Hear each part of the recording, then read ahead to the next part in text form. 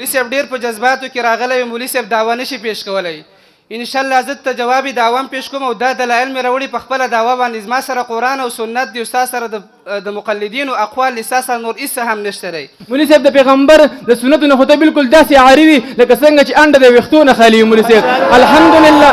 الحمدلله مونږ نوجوانان احناف په سنتو باندې بلکل مزین او الحمدلله زمونږ تاسو چې کوم دین مخې ته ناست چې په سنتو باندې مزین نو مولوي صاحب زمونږ د پیغمبر اتباع چې کوم دین په تاسو کې ډېره که په مونږ کې ټول جهان غیار شي دیوبندي په مرما. زما چې کوم مقابل مناظر دی چونکې مې دی به مناظرې دپاره راغلی خو د مناظرې د اصول نه هټ کر هغه روان دی. مولوي صاحب محترم په اولني ټرم کې دا خبره وکړه چې موږ په مسایل اجتهادیو کې د غیر مجتهد دپاره اجتهاد د مجتهد دپاره اجتهاد او د غیر مجتهد دپاره داسې مجتهد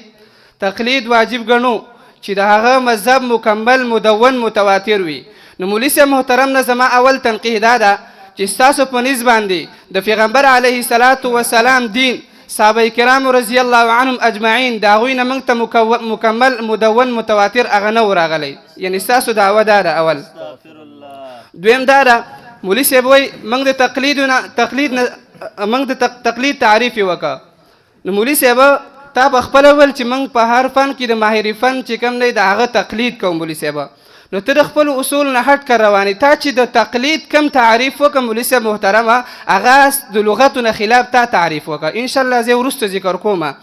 بل دا تا د تقلید تعریف په اتباع سره وکړه مولوي صاحب حالان کې په تقلید او اتباع کې فرق دی انشاءالله زه به وروستو حوالې هغه ذکر کړمه. ماله سراح راکړه مولوي صاحب محترم تا اول په خپل اصولو کې دا خبره وکړه چې موږ د هر ماهر فن د هغه د فن څه کوو تقلید کوو. نو ګوره تقلید تعریف دلته سراح کې تعریف دا کړی د سراح جیل 144 کې تعریف دا کړی قلد یقلد تقلید قلاده بالکسره گردن بندد و حبل تقلید در گردن افگندن حبله یعنی په مرۍ کې هار اچول پړی اچول دغه ته څه ویلی کېږي تقلید ویلی کېږي او دغه مولوي صاحب محترم د زناورو صفت دی او تا ویل چې د ماهر شریعت په رهنمایۍ کې په شریعت باندې عمل کول د خپل اصولو ته راشه مولوي صاحب. تا مولوي صاحب بل دا ویله چې په تقلید او اتباع د تقلید تعریف دی په اتباع سره وکړه حالان کې په تقلید او اتباع کې مولوي صاحب فرق دی. دا زما سره اعلام الموقعین جلد نمبر 1 صفحه نمبر 427 ده. دی وای التقلید معناه في الشرع الرجوع الى قول لا حجة لقائل عليه. وای تقلید ویل کېږي په شریعت کې رجوع کول داسې یو قول ته چې د هغه سره څه نه وي دلیل نه وي. وذلك لکه تاسو چې کوئ مولوي صاحب وذلك ممنوع منه في الشريعة مولوي صاحب دوی په شریعت کې رامنه دی. والاتباع ما ثبت عليه حجة او اتباع ویل کېږي چې دلیل سره سوي ثابت وي مولوي صاحب محترم. بیا وایي وروستو لیکي والتقلید في دین الله غیر صحیح تقلید په دین د الله تعالی کې دا څه نه دی صحیح نه دی مولوي صاحب محترم. بیا وروستو وایي والاتباع في دین مسوغ اتباع په دین کې دا جایز ده مولوي صاحب موږ چې کوم کوو هغه اتباع کوو وروستو په ما باندې اعتراض ونه کړي. والتقلید ممنوع او تقلید مولوي صاحب محترم هغه منع شوی دی. مولوي صاحب خپل اصولو ته راشه تا ویل چې موږ د هر ماهر فن د هغه د فن څه کوو تقلید کوو نو اوس راشه لغت والا چې کوم د تقلید تعریف کړی دی هغه زما سره ومنه کنې د خپل اصول نه څه وکړه هغه به راحت وکړه. بیا مولوي صاحب دا زما سره رای سنت دی. ته ورته امام اهل سنت شیخ سرفرستان رحمت الله علیه هغه وایي ته ورته د خپل عقایدو ترجمان وایي هغه په تقلید او اتباع کې فرق کړی دی. دا زما سره رای سنت صفحه نمبر 35 ده. یہ الگ بات ہے کہ اقتداء اور چیز ہے اور تقلید اور دوی په اتباع او تقلید کې چې کوم دی سره هغه فرق دی مولوي صاحب او ته تقلید تعریف چې کوم دی په اتباع سره کوي. دا زما سره چې کوم دی یقد الجیده تا چې د امام شاه ولی الله رحمت الله علیه کوم حواله ذکر کړه مولوي صاحب هغه د یهودیانو صفت تاسو اختیار کړی دی. افتؤمنون ببعض الكتاب وتکفرون ببعض دا زما سره یقد الجید دی صفحه نمبر 23 ده. دی وایي قلت بل اجتمعت الأمة على جواز الاتباع ولم تجتمع على جواز التقليد. په اتباع باندې مولوي صاحب څه شوي ده اجماع شوي ده او په تقلید په جواز باندې مولوي صاحب اجماع هغه نه ده شوي. ولي بیا په تقلید او اتباع کې فرق کوي مولوي صاحب وایي لأن التقلید هو أخذ قول الغير بدون دلیل. تقلید ویل کېږي د چا بې دلیله خبره منل او بينما الاتباع اخذ قول الغير مع معرفه دلیل او اتباع ویل کېږي د چا با دلیل خبره منل مولوي صاحب. نو دلته ته خپل اصول نه هټ کر رواني په تقلید او اتباع کې فرق دی او تا د تقلید تعریف په څه سره وکړه تفصیل په اتباع سره هغه وکړه. مولوي صاحب محترمه زما د دې تنقیحاتو څه به راکړي جواب راکړي. مولوي صاحب تاسو څه کوئ؟ سلام علی عباده الذین اصطفى اما بعد. سامعینو تاسو وکتل مد مقابل چې کم دینو هغه مقالطې پیش کړي چې تاسو مخې ته دي. د هغې نه مخکې مولوي صاحب هغه اول راولګېدو او د تقلید معنی ذکر کړه چې تقلید چې کم دینو هغه ویل کېږي یعنی او چاته پړې اچیل او رسی اچیل. نو مولوي صاحب ته دا پته نشته تقلید د دین نسبت چې کله انسان ته وشي د هغې نه مراد بیا هار دی. زما سره دا بخاري جلد نمبر 2 صفحه 397 دی باب استعارة القلائد. په دې کې د عائشه رضی الله عنها روایت دی ان عائشه رضی الله تعالی عنها قالت هلكت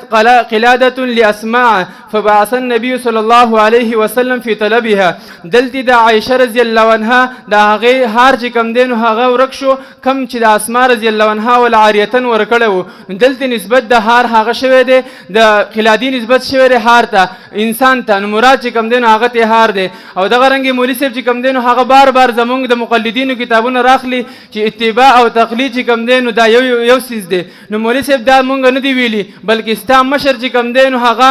میاں نذیر حسین دهلوی رحمه الله چې تاسو ته شیخ الکل فی الکل وایي هغه په خپل کتاب معیار الحق کې په صفحه نمبر 73 باندې دا نقل کړی دی. پس ثابت ہوا کہ حضور صلی اللہ علیہ وسلم کو پیروی کو اور مجتہدین کی اتباع کو تقلید کہنا جائز ہے. یعنی د دیو اتباع ته چې کم دین تقلید ویل جایز دی. نو مولوي صاحب تاسو مشر چې کم دین هغه لیکلی دی چې اتباع او تقلید دا یو سیز دی. او دغه رنګ مولوي صاحب چې کم دین زمونږ د شیخ صاحب شیخ سربراز خان صفدر صاحب نور الله مرقده د هغې کتاب راه سنت چې کم دین هغه زم په خلاف کې پیش کړو چې هغه ویل چې الگ بات ہے کہ اقتداء اور چیز ہے اور تقلید اور چیز ہے. مولوي صاحب د هغې نه لاندې چې کم دی نو یوه کرښه چې کم دی نو که چشمې درته نه چشمې له درکمه لاندې یوه کرښه وګوره اور ہمارے نزدیک اقتداء اتباع اور تقلید ایک ہی شے ہے. یعنی تقلید اتباع او اطاعت دا درېواړه یو څیز دی. مولوي صاحب دوباره دا صفحه وګوره صفحه نمبر 35 باندې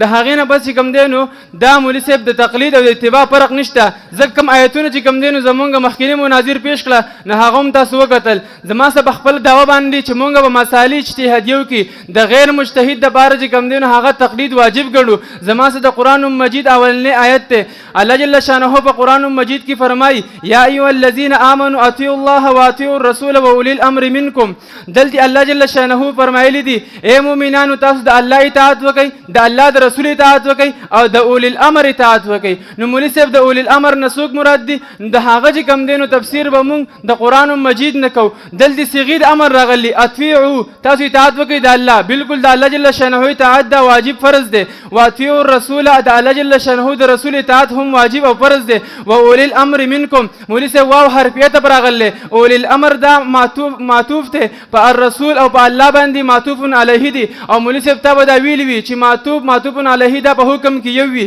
لہذا دلته اوس مولوي صاحب زمونږ استدلال هغه د اولی الامر منکم نه دی. د اولی الامر نه مراد څوک دی مولوي صاحب؟ نو زما سره چې کم دی نو دا المستدرک علی الصحیحین دی د امام حکیم رحمه الله. هغه فرمایي وی اطیعوا الله واطیعوا الرسول واولی الامر منکم اهل الفقه والدین. د دین مراد هغه مجتهدین او فقها مراد دي. زما سره دویم نمبر کتاب چې کم دی نو هغه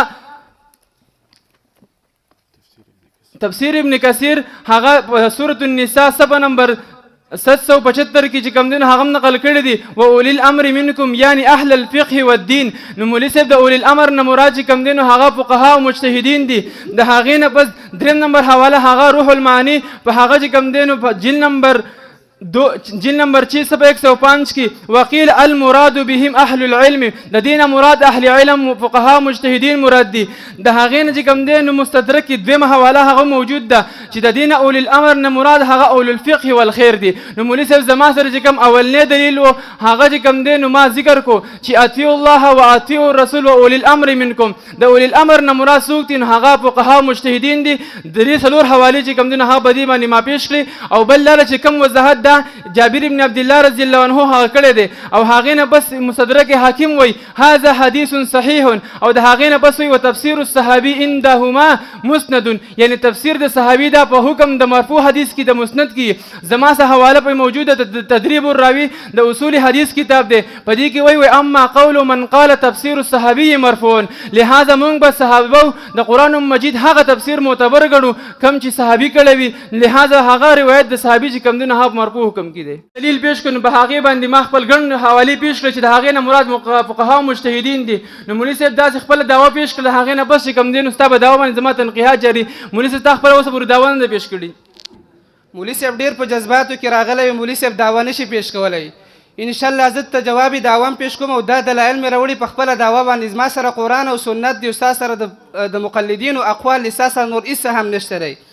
مولوي صاحب اول خبر دا وکړه چې کله د تقلید نسبت انسان ته وشي په معنا د هار سره راځي مولوي صاحب دا معنی دی ویلي ما ستا د اصولو مطابق چې تا دا خبره اول کړې وه چې موږ په هر فن کې د ماهر فن څه کوو تقلید کوو نو تاسو په لغتو کې د لغت والا څه کوئ تقلید کوئ ما تاله د لغتو حواله درکړه چې د تقلید معنی یې کړې ده چې چا مرۍ ته پړی اچول هار اچول ستا د اصولو مطابق مو مولوي صاحب کړې ده بل مولوي صاحب وایي زما د مشر حوالې پیش کړئ مولوي صاحب هغه ته مزه بیا مولوي صاحب وایي اولي الامر نه څوک مراد دي مولوي صاحب په دې کې څه دي هغه احتمالات دي زه به ذکر کړم چې ګوره په دې کې احتمالات دي مولوي صاحب که څه علم دې کړی راشه زما سره سبقونه وایه زما سره شاګردي وکړه تاسو خو ټول عمر په دا کې تېر کړی دی چې په چا پسې مونځ نه کېږي په چا پتوی لګوئ دغه مولوي صاحب راشه زما سره وګوره په دې کې احتمالات دي او که ته شرح جامع ویلي اذا جاء الاحتمال بطل الاستدلال د دغه آیات نه ستا استدلال هم باطل نه دی راکه مولوي صاحب تا چې کوم آیات مبارکه ذکر کړه د هغې تفسیر دا دی دا زما سره تفسیر ابي سعود دی جلد نمبر 2 صفحه نمبر 311 د دغه آیات لاندې لیکي وهم امراء الحق وولاة العدل كالخلفاء الراشدين د دین هغه امراء او حاکمان مراد دي چې کوم د حق امراء دي او ولاد د عدل دي مراد دي لکه خلفاء راشدین شو ومن يقتدي بهم او مولوي صاحب څوک چې په دوی پسې اقتدا کوي الحمدلله موږ نوجوانان اهل حدیث په دوی پسې اقتدا کوو په امامانو پسې نوځو بیا وایي من المهتدیین دوی هدایه یافته دي واما امراء ته اوس مولوي صاحب کې اعتراض وکړي چې که دې نه اوس مولوي صاحب اوس د عمران خان تقلید کوو یا د زرداري تقلید کوو نو مولوي صاحب دلته د هغې جواب شوی دی واما امراء الجور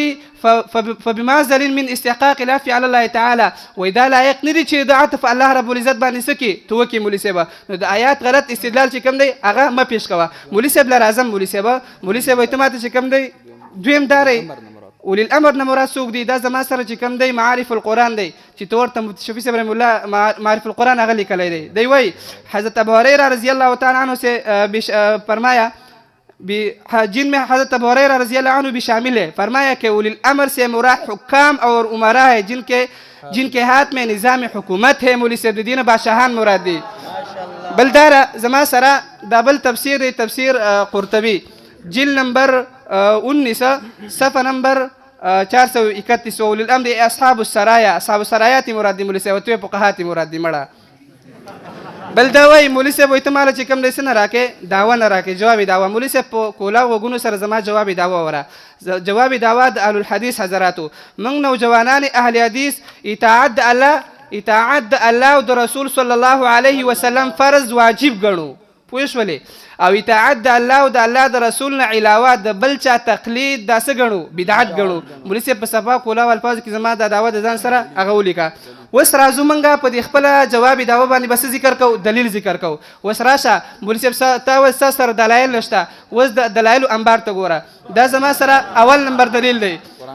د قرآن آیات دی آیات نمبر 31 الله رب العزت فرمای اعوذ بالله من الشیطان الرجیم قل ورته ووایه پیغمبره ان کنتم تحبون الله که چېرې تاسو د الله رب العزت سره مینه ساتئ فاتبعوني سوی پیغمبر علیه السلام زما تابعداري وکړئ یحببکم الله الله به مینه وکړي ستاسو سره ویغفر لکم ذنوبکم او ستاسو ګناهونه به چې کوم دی الله رب العزت هغه معاف کړي نو مولوي صاحب محترم په دې آیات کې الله رب العزت څه فرمایي الله رب العزت وایي که چېرې تاسو زما سره محبت ساتئ او د الله مغفرت تاسو چې کوم دی هغه غواړئ نو تاسو د پیغمبر علیه الصلاة والسلام څه وکئ صرف اتباع وکئ مولوي صاحب په دې کې امام یو کې ذکر کړی ائمه اربعه ذکر کړی نه ذکر کړی د دې په تایید کې زما سره دا تفسیر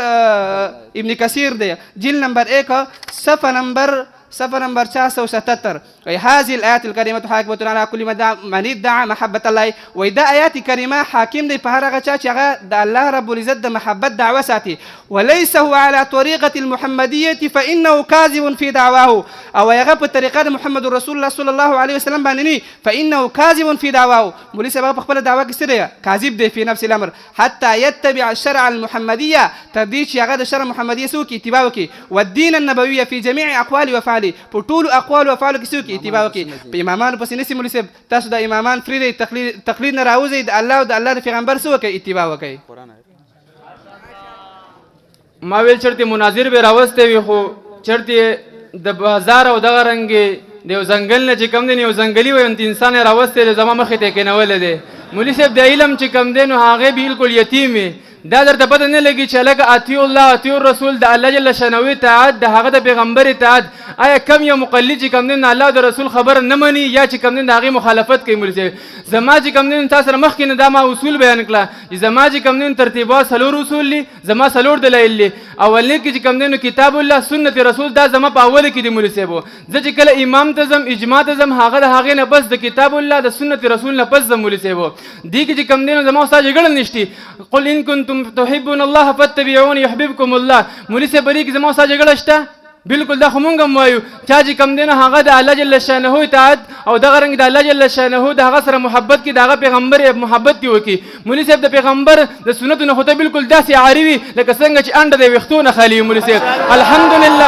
الحمدلله مونږ نوجوانان احناف په سنتو باندې بالکل مزین او الحمدلله زمونږ تاسو چې کم دی نو مخې ته ناست چې په سنتو باندې مزین. نو مولوی صاحب زمونږ د پیغمبر اتباع چې کم دی نو په تاسو کې ډېره که په مونږ کې ډېره ده. مولوی صاحب بل مولوی صاحب چې کم دی نو تا دعوه ذکر کړله په دعوه کې چې کم دی نو تا دا ویلي دي چې مونږ د الله او د رسول چې کم دی نو د هغو اتباع او د هغو اطاعت دا فرض واجب ګڼو او د هغه نه علاوه چې کم دی د بل تقلید هغه بدعت ګڼو. مولوی صاحب په خپل د بدعت دغه کې چې کم دی نو په خپل دلیل کې ته ما دا راوښیه چې د هغه دین علاوه چې کم دی د هغو اتباع او د هغو خبره منل چې کم دا بدعت دی. مولوی صاحب لهدا ستا په دعوه دلیل کې مطابقت نشته. مولوی صاحب مغالطې مه پیش کوه عوامو ته چې کم دی دوکې مه ورکوئ د قرآن او د حدیث چغې مه وهئ. مولوی صاحب ځکه چې تاسو چې کم دی نه د قرآن نه خبرې نه د حدیث نه خبرې چېرته چې کم دی یو د ماهرپن او دغه رنګې د یو مقلد د هغې لمنه ونیسئ چې په قرآن هم باندې پوه شئ په حدیث باندې پوه شئ او که بیا ډېر هم لرې نه شئ تللی نو زموږ نوجوانان احناف په مرکز کې داخله واخلئ انشاءالله به د ټولو اصول باندې پوه کړي چې قرآن څه ته وایي حدیث څه ته وایي اجماع څه ته وایي قیاس څه ته وایي. د هغې نه بس چې کم دی نو مولوی صاحب زما په دلیل چې کم دی ما استدلال کړی چې د اولي الامر نه مراد هغه مجتهدین او فقها دي. مولوی صاحب وایي دې نه خو چې کم دی نو پلانکي کتاب لیکلي عمرا او فقها او حکما مراد دي. نو مولوی صاحب ما کړی ویل چې دین عمرا او حکما نه دي مراد. په هغه وخت کې چې کم عمرا او حکما هغه مجتهدین مولوی صاحب هغه چې کم دی نو ستا په شانتي نه د هغې نه بس چې کم دی نو مولوی صاحب تفسیر قرطبي چې کم دی نو وایي تفسیر قرطبي. مولوی صاحب تفسیر قرطبي نه دی دا چې کم تفسیر قرطبي دی. الانساب چې کم دی مولوی صاحب هغه به وګوري. المغني لابن قدامه المغني د عبد الله د هغه چې کم دی نو کتاب دی المغني په نوم باندې الاسماء والصفات او دغه رنګ نور نسبتونه چې څومره دي هغه به کې ذکر کړي دي. مولوی صاحب دا قرطبي نه دی. مولوی صاحب ما مخکې دا ته وویله چې ته عالم نه یو جاهل سړی راوستې زما مخې ته کېنولی د هغې نه چې کم دی ته بالکل ختم یې مولوی صاحب. هغې نه بس چې کم دی نو مولوی صاحب د هغه چې کم دی نو ته مخکې چې کم دی نو ما دلایل شروع کړي وو دا چې کم دی نو تقلید چې کم دی نو شته وي اتباع نشته دواړو کې فرق دی. اوس ما چې کم دی نو ټول دلایل چې کم دی هغه د اتباع پیش کړي مولوی صاحب. نو مولوی صاحب مغالطو کې مه پرېوځه. ما خپله دعوه ذکر کړې وه چې مونږ په مسایل اجتهادیو کې په مجتهد باندې چې کم دی په غیر مجتهد باندې مجتهد تقلید واجب ګڼو. زما سره چې کم دی نو دویم نمبر دلیل د هغه چې کم دویم نمبر تایید هغه کتاب چې کم دی نو احکام القرآن د جساس رحمه الله دی. اطیعوا الله و اطیعوا الرسول اولي الامر نه چې کم دی نو هغه وایي انهم اولو الفقه والعلم د دین مراد چې کم دی نو مجتهدین او فقها مراد دي. د هغې نه بس چې کم دی نو تفسیر کبیر د امام رازي رحمه الله دی دا جلد نمبر 10 دی صفحه نمبر 145 دی. مولوی صاحب د هغې نه بس چې کم دی نو دغه آیت مبارکه اولي الامر منکم دا ذکر کړی دی. د هغې نه بس وایي انه لا نزاع ان جماعه من الصحابه والتابعين حملوا قول اولي الامر منکم على العلماء. مولوی صاحب ته چې کم دی نو ما ته نن د یو مقلد د دې زمانې چې کم دی نو هغه پیش کړې زه دا د قرآن او د حدیث او د هغو چې کم منونکي دي صحابه او تابعین ته ذکر کوم. صحابه او تابعینو د آیت مبارکه اولي الامر نه مراد هغه علما مجتهدین فقها مراد اخلي. مولوی صاحب اول چې کم دی نو ته چغې د قرآن او د حدیث والي نو راشه اوس قرآن او حدیث ته او د هغې چې کم دی نو صحابي چې کم دی نو هغو اقوالو ته راشه. د هغې نه بس چې کم دی نو ما سره په خپله دعوه باندې دویم نمبر دلیل دی. قرآن مجید کې الله جل شانه فرمایي دا چې کوم دی نو سورة انبیاء دی پاره نمبر 17 فاسألوا اهل الذکر ان کنتم لا تعلمون. تاسو چې کوم دی د هغه اهل ذکر ولن تپوس وکئ ان کنتم لا تعلمون که تاسو چېرته جاهل غیر مقلدین نه پوهېږئ په خبره باندې تاسو راشئ د مقلدینو د ائمه مجتهدینو نه تپوس وکئ چې په خبره باندې پوهېږئ او دغه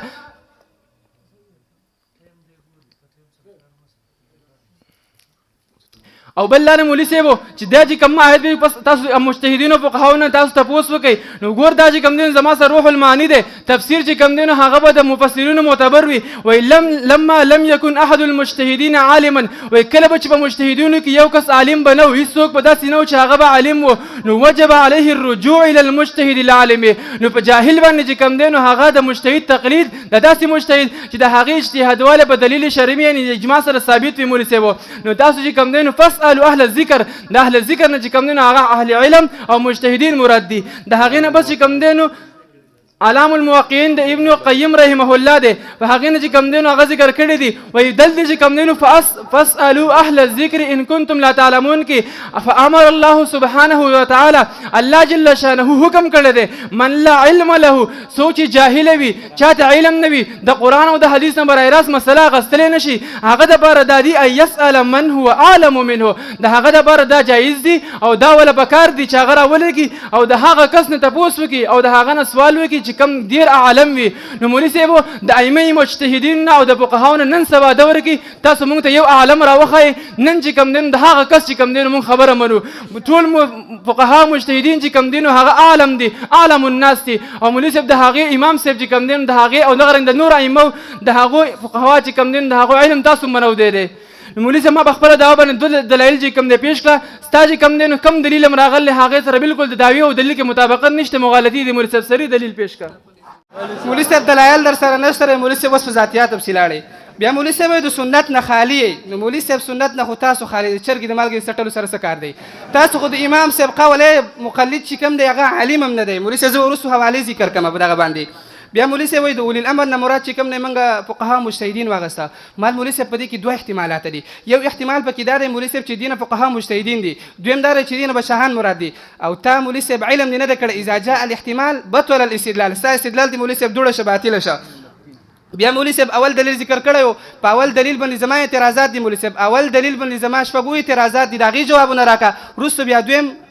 دلیل ته ځه دی وایي د اولي الامر نه مراد اولي الامر مراد چې کوم دی بادشاهان دي نو آیا امام صاحب بادشاه و د دې جواب راکړه دویم دا دی چې په دې آیات کې الله رب العزت د الله او د الله د رسول سره اطیعو صيغه د امر ذکر کړې ده او د اولي الامر سره صيغه د امر نه ده ذکر کړې بل دا ده دریم نمبر اعتراض زما دا دی په دغه آیات باندې چې صيغه یوه ده اطیعو صيغه یوه ده او تاسو د الله او د پیغمبر علیه الصلاة وسلام اطاعت ته فرض وایي او د مجتهد اطاعت ته تاسو وایي واجب وایي دا منطق د کوم ځای بل څلورم نمبر اعتراض زما دا دی په دغه آیات باندې تاسو تقلید شخصي ثابتوئ ځکه د امام صاحب مقلدین او تاسو صيغه د جمع راوړې ده یعنی تاسو صيغه د مطلق تقلید راوړې ده او پنځم اعتراض پیدا دی که مولوي صاحب دغه ثابت هم شي نو فإن تنازعتم في شيء فردوه إلى الله یعنی که تاسو سره راله تنازع راله في شيء په یو څیز کې فردوه إلى الله نو بیا تاسو تقلید مه کوئ بلکې دغه حکم الله او د الله پیغمبر ته څه کوئ هغه واپس کوئ مولوي صاحب شپږم نمبر دا دی په دې آیات کې لفظ د اطاعت راغلی دی او تاسو تقلید ثابتوئ شخصي ثابتوئ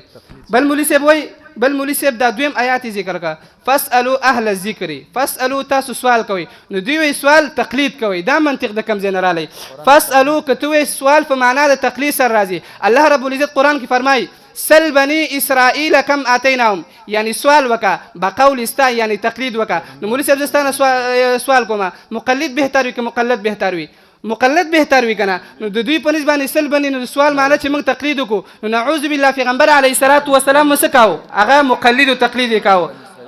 نو دا خو ستاسو مولوي صاحب دغه نو سل دغه سوال معنی تقلید نه ده راغلی فاسألوا اهل ذکر مولوي صاحب دغه نستا دعوه هغه نه ثابتېږي مولوي صاحب ما په خپله دعوه باندې یو دلیل ذکر کړی په هغې ما چې کوم دی تفسیر ذکر کړی اوس راځم دویم دلیل ته الله رب العزت فرمایي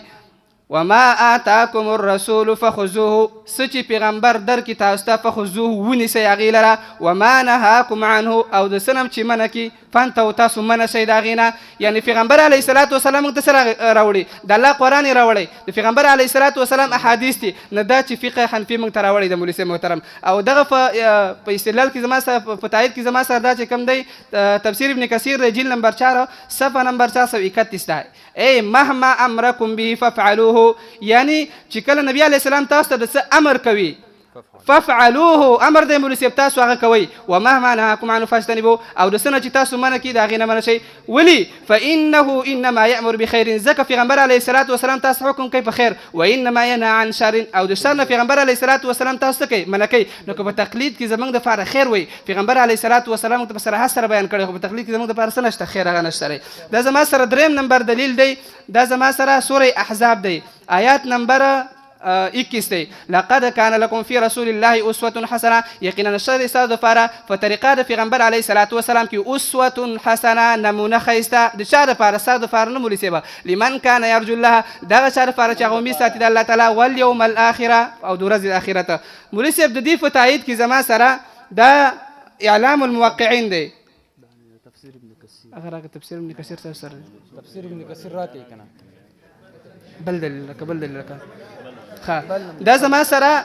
څلورم نمبر دلیل په خپل دعوا باندې الله فرمای سوره بنی اسرائیل آیات نمبر 26 ولا تقف ما ليس لك به علم او تابعداري مکوه دغه چې ستاسو په غیبه باندې سنوي علم نوي او دا خو په اجماع سره دا خبره ثابت ده چې مولوي صاحب محترمه په عبارتونو سره دا ثابت شو چې مقلد داسې وي دا بې علم وي نو په دې آیات کې الله رب العزت فرمایي د چا بې دلیل او بلا علم خبره هغه مه منه ځکه او په هغې بې علمه خبره کول په هغې باندې فتوه لګول هغه حرام دي او ستاسو مشر چې دلته کښېني دلته طالبان چټور ولېږي په پنجپیریانو پسې مونځ کېږي نه کېږي په وابیانو پسې مونځ کېږي نه کېږي علم ورسره نشته مولوي صاحب محترم او تاسو څه کوئ فتوې ورکوئ بې علمه او زه به دا ذکر کړم چې مقلد څه نه وي هغه عالم نه وي دې په آیات کې د تقلید کې چې کوم دی زما سره دا دی دی وایي هغې نه بس چې کوم دی نو مولوي صاحب چې کوم دی نو هغه رالېږي وایي تا چې کوم دی د اولي الامر نه مراد هغه فقها مجتهدین واغسته ما درته چې کوم دی نو هغه ما چې درته کوم دی نو هغه ما